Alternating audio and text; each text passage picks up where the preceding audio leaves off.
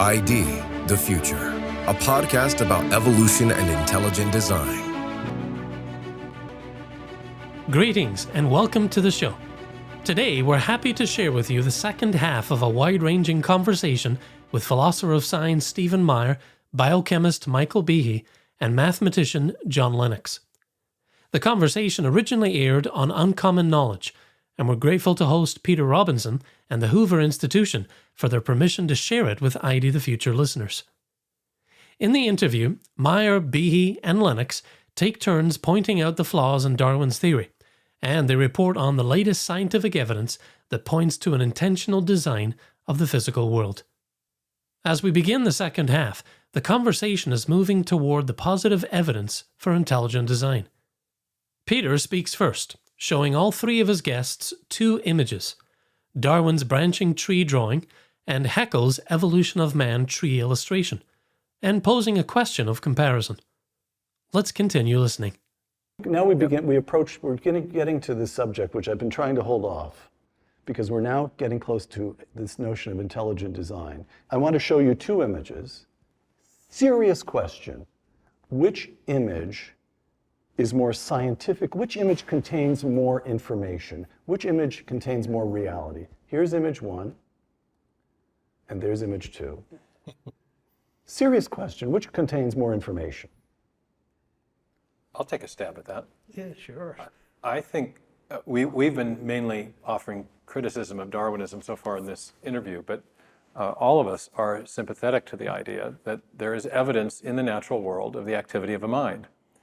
John puts it one way. He talks about a top-down infusion of information into the biosphere. Mike and I talk about the concept of intelligent design.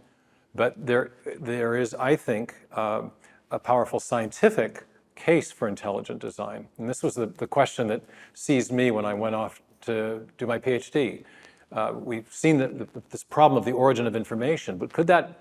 You watch him carefully, because this is tricky material. Oh, I know it is. Go ahead. But could this mystery of the origin of information actually be a positive indicator of a different type of cause at work altogether?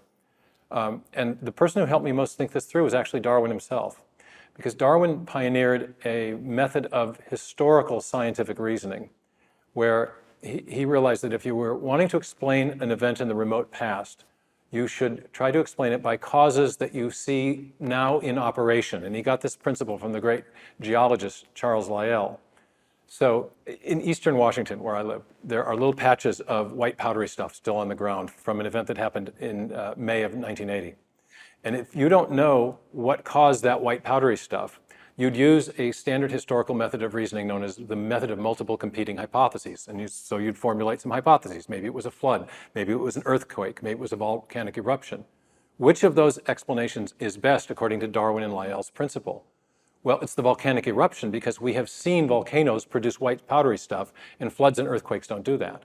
So if you apply this principle of reasoning, if you look for a cause now in operation, and ask yourself, well, what is the cause now in operation that produces digital information, you come to one and only one type of cause, and that's a mind. Bill Gates says that DNA is like a software program, but much more complex than any we've ever created. What does it take to produce software? It takes a programmer. So what we think we're seeing with the digital information that's in DNA is not just a problem for Darwinian evolution, but it's a positive indicator of the activity of a mind or an intelligent agent acting in the history and the origin of life. I'm coming to you I'm going to set this up with a quotation. Listen to this, and then the question goes to you. Bill Clinton: if you see a turtle on a fence post, you know it didn't get there by itself. All of creation, all this complex world we see around us, is a turtle on a fence post. Behe looks at complicated subcellular biology and says, this couldn't have happened randomly. Meyer looks at the fossil record and says, too many things just appear. And John Lennox runs the maths and says, if there's a code, maybe there's a coder. Now, it's one thing to observe certain limits to what Darwin and others may have been able to explain. Mm-hmm. The explanation stops here. That's as far as we can get. And it's something quite different to cross that line and say, oh, I think I see what's on the other side. Are you in for intelligent design? I'm in for answering your question about the two pictures, first of all. You asked me how much information is contained in those two pictures. Yes, I did. I suspect it's almost equal. I think the question you should have asked is how much truth is contained in those two pictures. Now, to come back to your precise question, the first picture shows what people commonly call the ascent of man. Yes. From lower animals. Yes. Now, here's where Darwin helped me massively by expressing in a letter a profound doubt. He said, you know, and I'm only paraphrasing because I haven't got the quote in my head. He said, you know, I'm troubled by the fact that if my explanation is correct, then how do we account for the human capacity for rational thought? He said, after all, if we started with lower animals and a monkey's mind, he said, well, is there any thinking in a monkey's mind? Now, hold that just for a moment, because I have lots of fun with my scientific friends. I sometimes ask them, what do you do science with?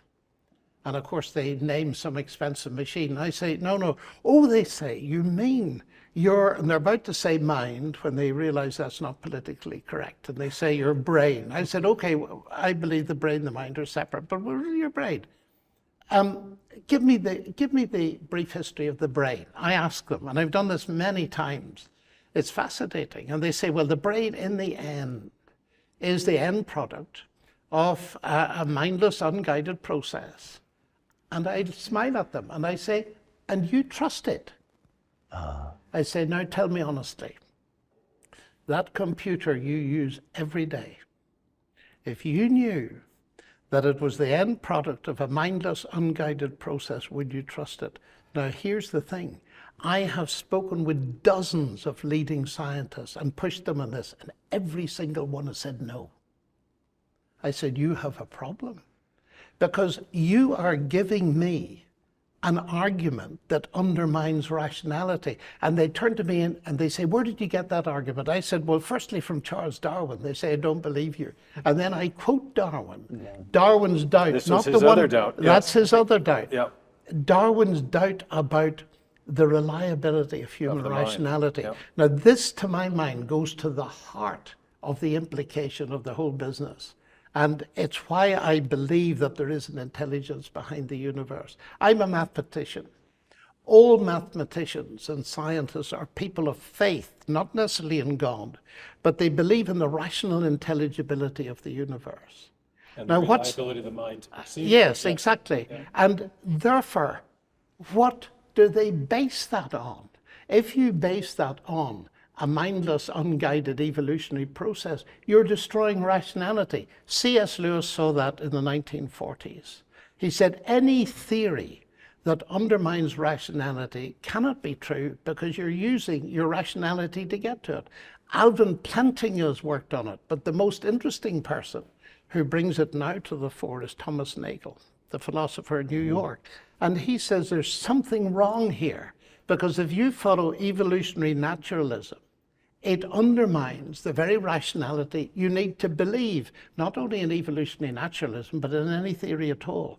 So my major problem, Peter, in all of this is not the mathematics. That's just an interesting bit of evidence. It's that here I am engaged in a rational discipline of mathematics. That all dissolves if the evolutionary naturalistic account is true. In other words, I often say to people, shooting yourself in the foot is painful, but shooting yourself in the brain is fatal. By the way, Darwin actually, even though this discussion is tending to discount heavily, if not to dismiss, his theories, Darwin is emerging as a fine writer, a wise man, and in all kinds of ways an honest man. One doubt, he recognized the problem with the Cambrian record, and then he recognized this huge question of where does the mind come from? Yeah. Where does all right, Michael, I'm quoting you to yourself. Intelligent design can happily coexist with a large degree of natural selection. Antibiotic and pesticide resistance, antifreeze proteins in fish and plants, and more may indeed be explained by the Darwinian mechanism. The critical claim of intelligent design is not that natural selection doesn't explain anything, but that it doesn't explain everything. Explain. That's exactly right.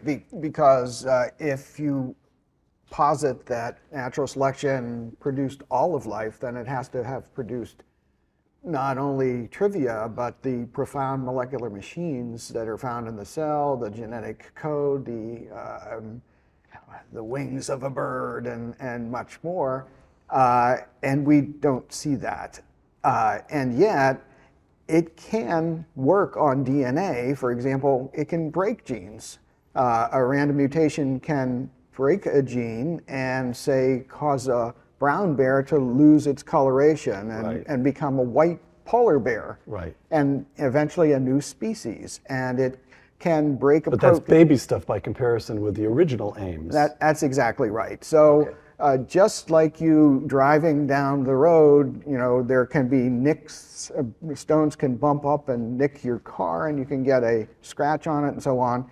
You can recognize that the car is designed, there are random nicks and bumps and so on. So random things can happen, but can they explain this elegant machinery that has been discovered by science at the foundation of life? And of course, the answer is now I'm going to quote you one more time. Listen carefully, because this one comes back to the two of you. Michael Behe continues. Take a deep breath here. This is big.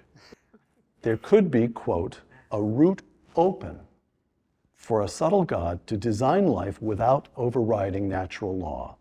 If quantum events, such as radioactive decay, are not governed by causal laws, then it breaks no law of nature to influence such events.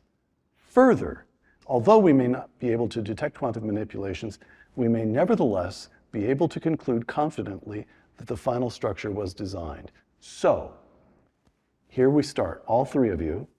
There are very serious problems with Darwin. Then we go to step 2, which is, if there's a code, maybe there's a coder. I see that everybody recognizes we're on tricky territory, but all three are still there. And now Behe here goes to step 3. Actually, I think I see a mechanism by which the coder may have operated in this material world. Am I being fair to you? Yes, that's true. Mm-hmm. Okay, boys, do you go for that? I Steve? don't. You don't? No, I think that when we invoke the action of a mind, we're invoking a non-material cause. And we don't need to play by the rules of scientific materialism to invent a mechanism to explain the origin of information, because we know from our uniform and repeated experience that information always arises from a mind. We don't understand the interface, the mind-body interface in the case of human intelligence. We know that we can affect the material world by the choices we make and by the thoughts that we have. I'm going to choose to move this water glass right now. But I don't know how my volitional act of my mind to initiate that act affected the material world. That interface is unknowable to us at this point. But we can infer from certain sorts of effects back to the activity of a mind. We know that a distinctive artifact or effect of intelligent activity is the production of information. Whenever we see information and we trace it back to its source, whether we're talking about computer code or a hieroglyphic inscription or a paragraph in a book or information embedded in a radio signal, we always come back to a mind. If I can interrupt Steve a second, I think we're talking across purposes here. I wasn't saying that radioactive decay is responsible for because it's a random event. The quotation that Peter read was saying, could a clever God or clever mind use something that was undetectable to scientific instrumentation to affect the results that he wanted? So it's not a mechanism, it's a tool rather, and it's a tool wielded by a mind. I'm not so much disagreeing with Mike Behe. I mean, disagreeing with the requirement that many of our evolutionary colleagues want to place on the theory of intelligent design, that it formulate its alternative explanation as a mechanistic cause. We're proposing a different kind of cause, a mental cause, which is something we recognize from our ordinary experience, but is somehow when we get into the science lab, we want to say, well, everything has to be explained materialistically, even information, which we know doesn't come about by undirected material processes.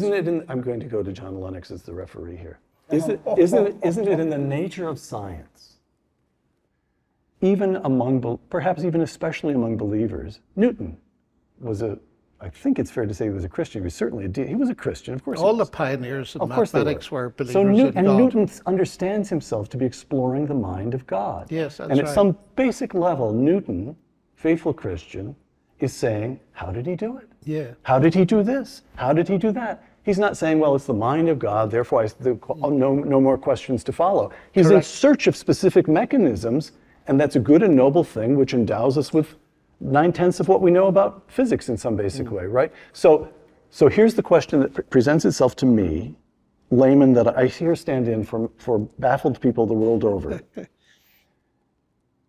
Science, the question in science, how does it happen?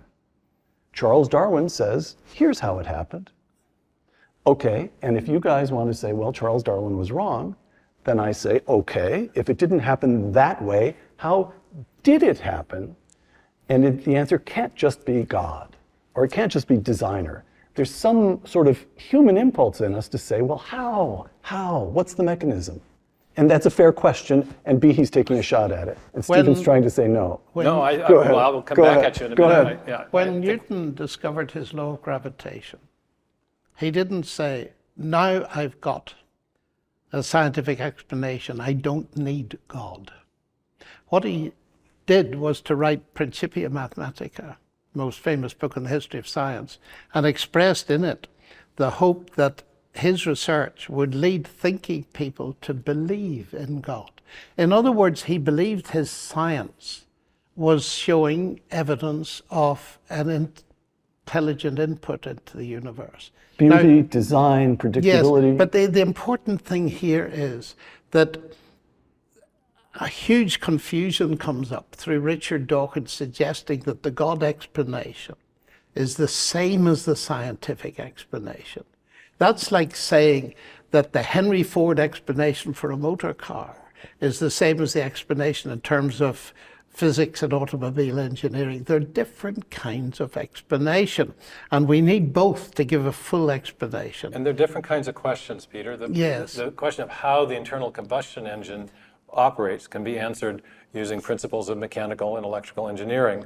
But the question of the origin of the car can't be answered apart from invoking Henry the Ford. activity of an intelligence. In the Principia, Newton he described the ongoing regular process of gravity, and he used a mathematical law to describe that process. But he also believed that the fine-tuning of the solar system gave direct evidence of the activity of a designing intelligence. He said this most beautiful system of sun, planet, and comets could only be the product of an intelligent and powerful being. So he actually made a direct design argument. When we're talking about the origin of life, or the origin of the universe, or the origin of the Cambrian animals, there's another way of framing the question. It is, what type of cause best explains the origin of these things? An undirected material process or an intelligent cause? And science... Yeah, but why do you object to Michael's attempt to find a mechanism? Yes, Yes. Let me just Yes, Michael. Let Michael come in. Yes, because absolutely. I feel as though I've set things up so that the two of you have been able to beat him about the head and shoulders. When Isaac Newton developed his wonderful law of gravity, he was asked, what the heck is gravity? And he said, hypothesis non fingo. Yes. I feigned no hypothesis. He had no mechanism. He didn't have a mechanism. What's the mechanism for the Big Bang? Nobody I don't knows. know. What's the mechanism for radioactive decay? I don't know. So there's lots of things that happen. People don't know what the mechanism is, but we see patterns and we can deduce explanations from the patterns. Okay. I'm going to quote you, and I begin by quoting someone you quote. This is more Behe here. Biochemist Franklin Harold, in his 2001 book, The Way of the Cell, quote, "We should reject as a matter of principle the substitution of intelligent design for the dialogue of chance and necessity, but we must concede that there are presently no detailed accounts of the evolution of any biochemical system, only a variety of wishful explanations," close quote. And Michael says, well, to begin with, that's quite a breathtaking concession, and congratulations, the science has moved along enough to recognize the limits to Darwin. And then Michael continues, Harold never spells out his reasoning, that is to say, why we should reject intelligent design in principle, but I think the principle probably boils down to this. Design appears to point strongly beyond nature. All three of us are down for, everybody's down for that. It has philosophical and theological implications because some think that science should avoid a theory that points so strongly beyond nature, they want to rule out intelligent design from the start, close quote.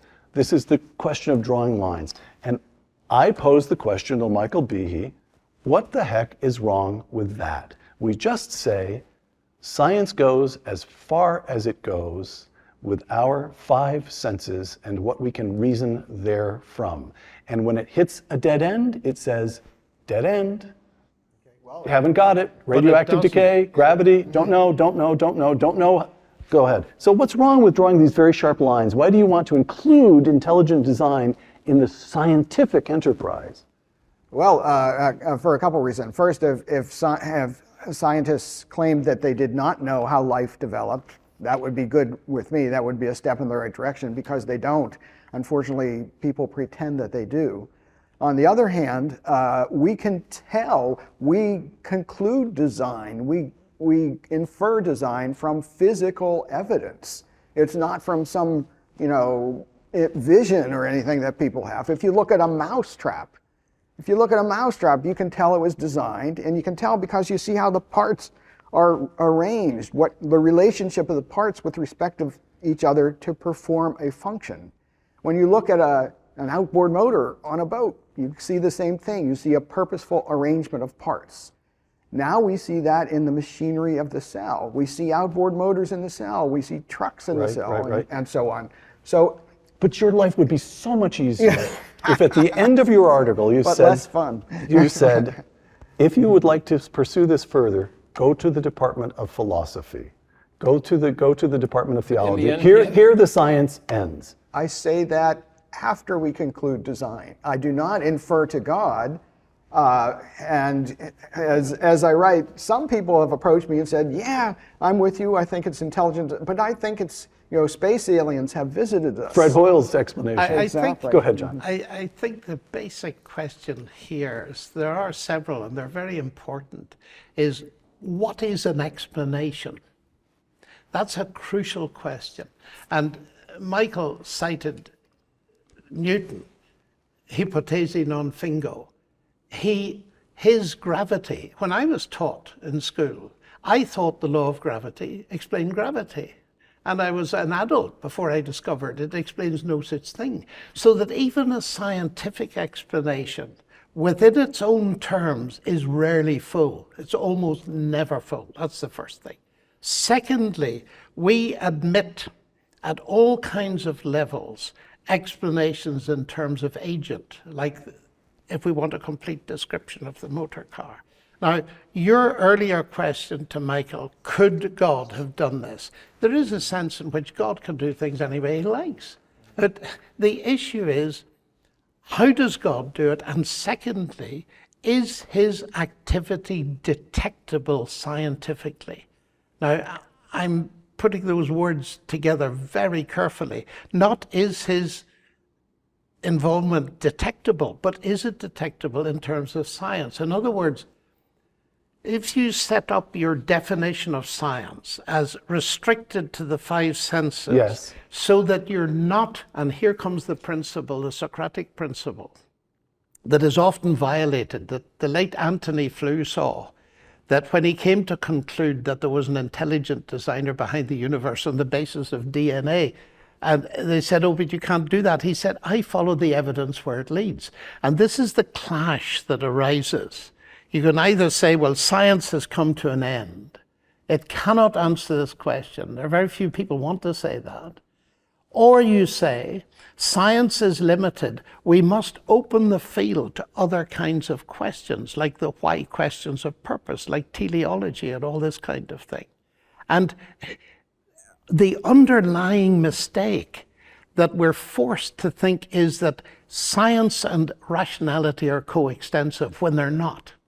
And also that That is to say, science does not cover the full field of rationality. No, history is a rational discipline. and So that is there are philosophy. other kinds of sciences, and this is what my PhD was about. There's historical There's scientific, historical science, scientific reasoning, which is all about abduction, inferring back to to explain causal origins.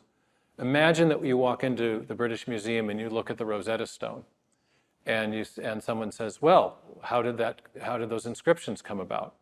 If the archaeologist is governed by a principle that you alluded to indirectly, it's called methodological naturalism. We may only infer materialistic causes, whatever the evidence.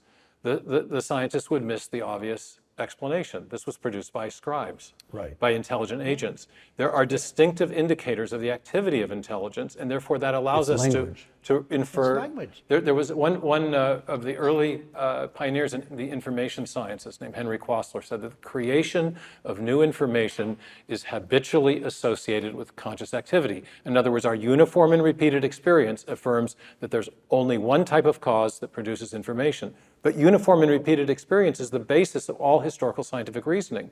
So there is a basis in historical scientific reasoning to infer intelligent design. There's no need or reason to limit the conclusions that we can consider in that branch of science, because unless, and here's the bottom line for all of this, unless you presume a naturalistic worldview and imprison yourself within its confines. That's the key issue. That's not fair.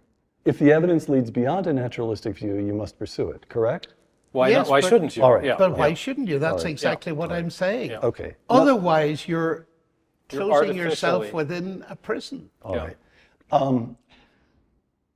All three of you strike me as, well, of course, you're rather argumentative, but all three of you strike me as rational men, and yet look at the lives you lead. Steve Meyer wrote an article on the Cambrian explosion for the Proceedings of the Biological Society at the Smithsonian Institution, and his editor was harassed and finally left the institution. Michael Behe has evoked from his colleagues at Lehigh University, which is a great university and especially strong in the sciences, a statement on their website that Dr. Behe is entitled to express his views, but we, his colleagues in the biology department, do not view them as science. He's been disclaimed. He's been disclaimed. Why? Academics espouse all kinds of crazy ideas. Why should these ideas, why should the challenge to Darwin and the suggestion that if there's a code, there's a coder, the suggestion of an intelligent design, evoke such singular hostility? What is going on? I'll start with John because I didn't give you the What is going on is the domination of naturalism and materialism in the academy, which is so ironical. I'm from Oxford University. Its motto, and it's been there for a long time, is Dominus Illuminatio Mea. The people that founded the great universities of the world had no problem with the idea of an intelligent designer of the universe. But now somehow, in the academy, anybody who espouses the idea that was the foundation of modern science in the 16th and 17th centuries, arguably as a historical thesis, is out. That strikes me as a very... And that idea is? The founding idea is? The founding idea is, well, let me quote C.S. Lewis. Men became scientific. Why? Because they expected law in nature, and they expected law in nature because they believed in the legislator. There it is, encapsulated. That's Whitehead's thesis, if you want it, North Whitehead. And the point is, these gentlemen here, tragically, have been subject to an anti-intellectualism that has lost the spirit that lies behind the modern science that these universities claim to teach. Two quotations, and then I'm going to ask each of you to comment. Here's quotation number one. Oxford biologist Richard Dawkins, your sometime debating opponent, Richard Dawkins, quote, "The universe we observe has precisely the properties we should expect if there is at bottom no design, no purpose, no evil and no good, nothing but pointless indifference." Here's the second quotation from a man who at the time he wrote this was known as Cardinal Ratzinger. He would later become Pope Benedict XVI. Quote, Let us go directly to the question of evolution and its mechanisms. Microbiology and biochemistry have brought revolutionary insights here.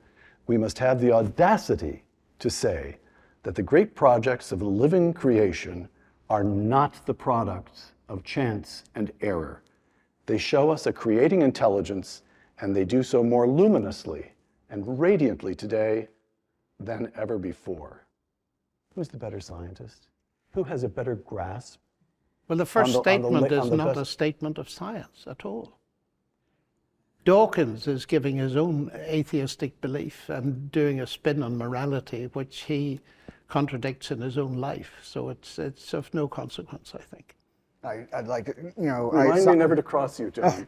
I sometimes quote the same quote from Dawkins that you just read previously and followed up by saying he must be a lot of fun at parties. Because he has such a gloomy view, but he supports nothing. And Cardinal Ratzinger, later Pope Benedict, is talking science. He wasn't talking about how... He really is. He's not overshooting. No, yeah, he's talking the latest science. He's talking about what has been discovered by molecular biology and biochemistry and cell biology. He's not talking about, you know, how squirrels are so cute or things like that. He's saying, holy moly, these are machines. Holy moly is a technical term. Yeah. Well, that's Latin. Ratzinger's voice was very important. He was in a school of very interesting German philosophers led by a man called Spemann. And one of the best deconstructions of Dawkins was written by one of Spamann's pupils, a man called Reinhard Löw. Unfortunately, it's only in German, not in English, but it is absolutely brilliant. But Ratzinger really, before he became Pope, he wrote a lot on this kind of stuff and influenced the present cardinal in Vienna, Schönborn, a great deal. Can I say something in favor of the Dawkins quote? I like the framing. He says, the universe we observe has precisely the properties we should observe. If at bottom there's no purpose, no design, nothing but blind, pitiless indifference. I love the way he frames the issue. Question is he right? Are the things we... He makes a testable assertion. He makes a testable assertion about his materialistic philosophy. But then last summer, interestingly, he confessed to being knocked sideways by the digital information processing system of the cell. There was a new animation that was put up about it by an Australian group, and he said he was shocked by the intricate complexity. There's something extremely surprising. The universe doesn't look as it should from a strictly materialistic point of view. We should not expect the fine-tuning of the laws and constants of physics. We shouldn't expect a beginning to the universe. And we should, from a materialistic point of view, we certainly shouldn't have expected to find the intricate nanotechnology and information technology that is evident in the living cell. He's concluding from physical evidence whether he thinks there's purpose or not in the universe. And he's got his opinion, but that means that that's a legitimate thing that one can ask. Is there physical evidence for purpose in life, in the universe? It actually implies that it's legitimate to consider the question of design. Yes. But it's worse than that. He's denying the existence of good and evil. And that destroys morality. And he does believe in the problem of evil because he rails against it. So there's a total disconnect at the moral level. Gentlemen, last question. I'm going to set it up one more time with two quotations. Quotation one, Michael Behe. The strength of intelligent design derives mainly from the workaday progress of science. The cell is not getting any simpler, it is getting much more complex. Progress in 20th century science has led us to the design hypothesis. I expect progress in the 21st century to confirm and extend it. Close quote. Here's quotation number two from a colleague of many of you, mathematician David Berlinski. The theory of evolution is unique among scientific instruments in being cherished not for what it contains, but for what it lacks. There are in Darwin's scheme no special creation, no divine guidance or transcendental forces. Darwin, the Oxford biologist Richard Dawkins has remarked with evident gratitude, Berlinski continues, made it possible to be an intellectually fulfilled atheist. No doubt, David Berlinski concludes, the theory of evolution will continue to play the singular role in the life of our secular culture that it has always played. Close quote. It's not a question of the science. What you're up against is a world view. And Michael very cheerfully says, no. Science is science. They'll come around. In this century, the hypothesis of design will be extended and confirmed. And Berlinski says, oh, you silly boy. What do you think? Tell, who's more likely right, the optimist or David Berlinski? I'm not a prophet. But I'll tell you what Dawkins has done for me. He's made it possible to be an intellectually fulfilled Christian. Stephen? Well, I love what Mike said about the way the hypothesis of intelligent design is being confirmed and extended by 21st century science. We're seeing that in with many important experimental results and new discoveries. For example, a few years ago, the discovery that only a certain portion of the DNA codes for proteins and the rest doesn't led many neo-Darwinists to develop the concept of junk DNA. Yes. The 97% that doesn't code for proteins, they said, is Useless. just the leftover Right.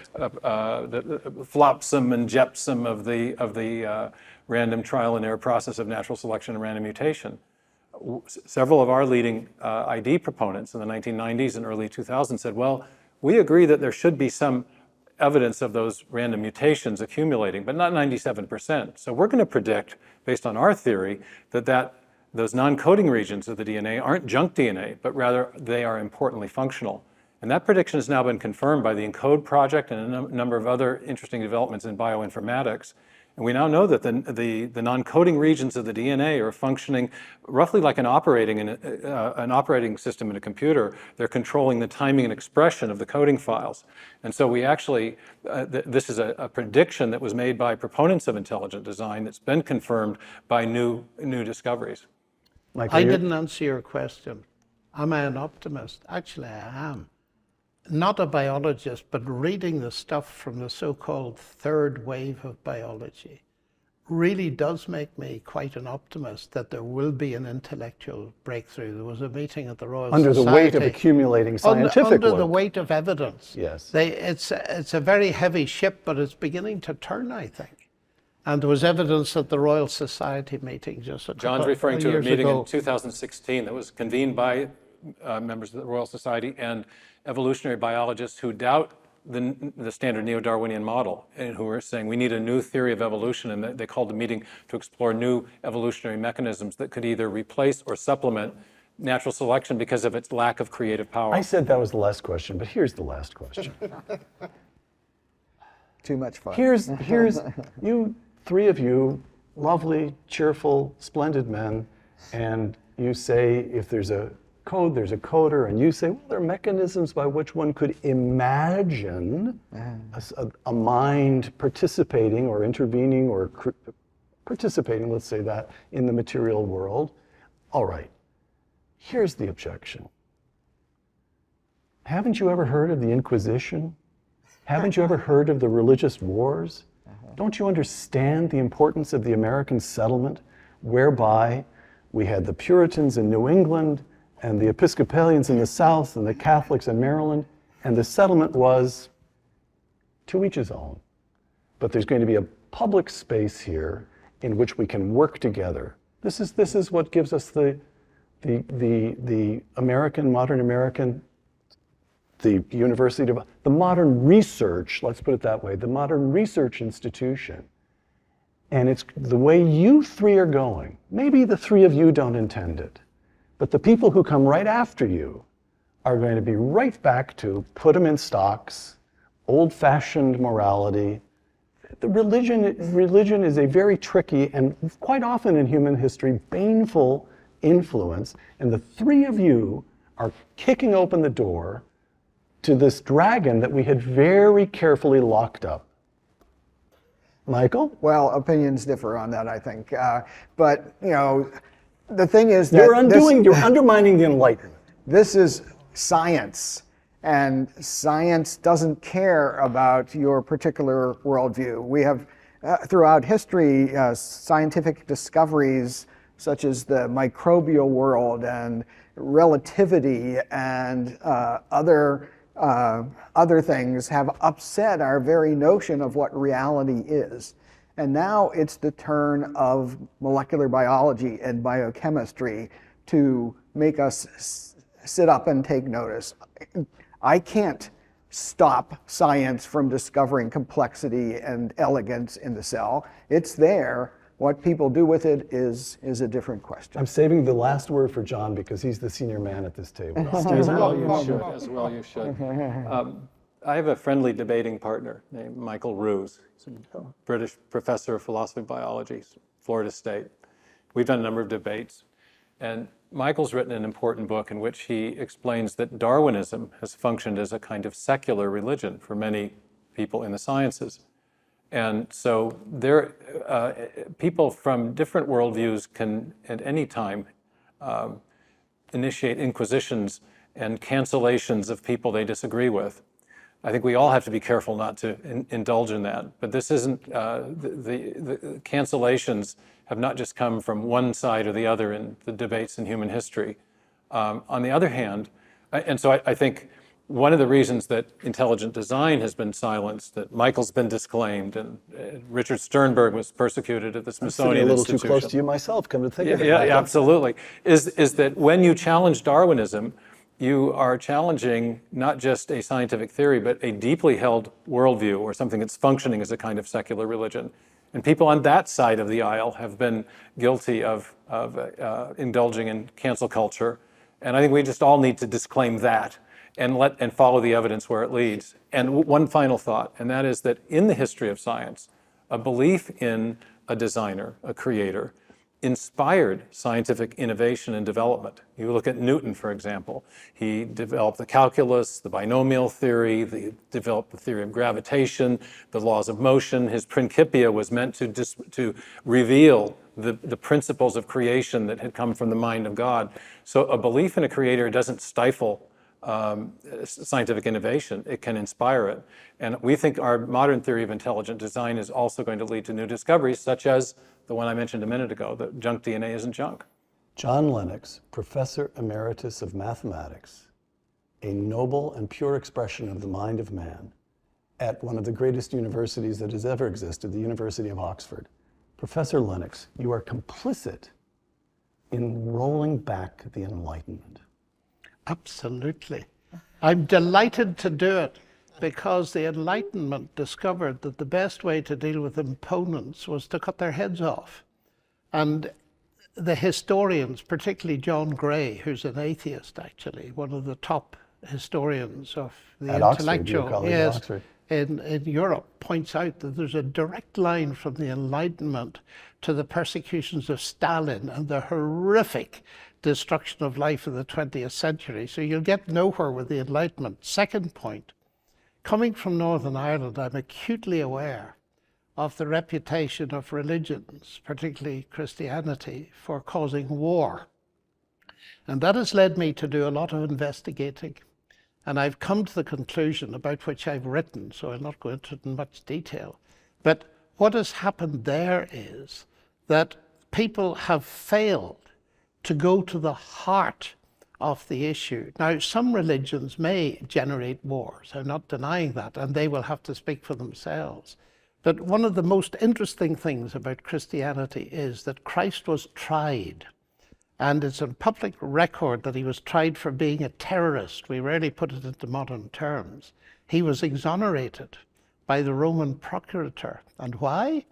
Because when challenged whether he was a political opponent of Rome, he said, my kingdom is not from this world. Otherwise my servants would have been fighting and he'd stopped them fighting. But now my kingdom isn't from here. You're a king? Yes, he said.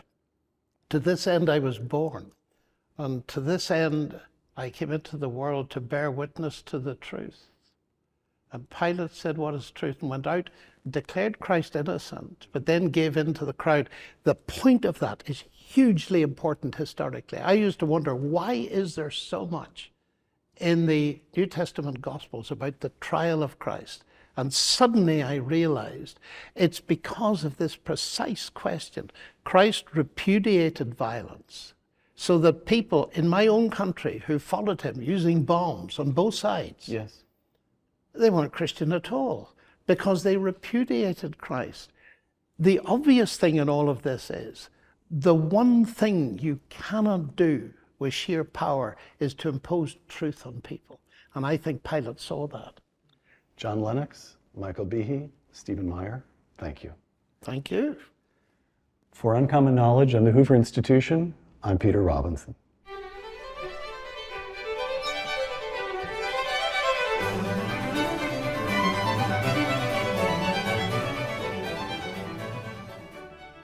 That was Peter Robinson hosting Stephen Meyer, Michael Behe, and John Lennox on Uncommon Knowledge. The interview is reposted here at ID The Future with kind permission of Peter Robinson and the Hoover Institution. To watch the video version of this interview and to find more great Uncommon Knowledge content, hop over to YouTube and search Uncommon Knowledge and Uncommon Knowledge Meyer Behe Lennox. For ID The Future, this is Andrew McDermott. Thanks for tuning in. Visit us at idthefuture.com and intelligentdesign.org. This program is copyright Discovery Institute and recorded by its Center for Science and Culture.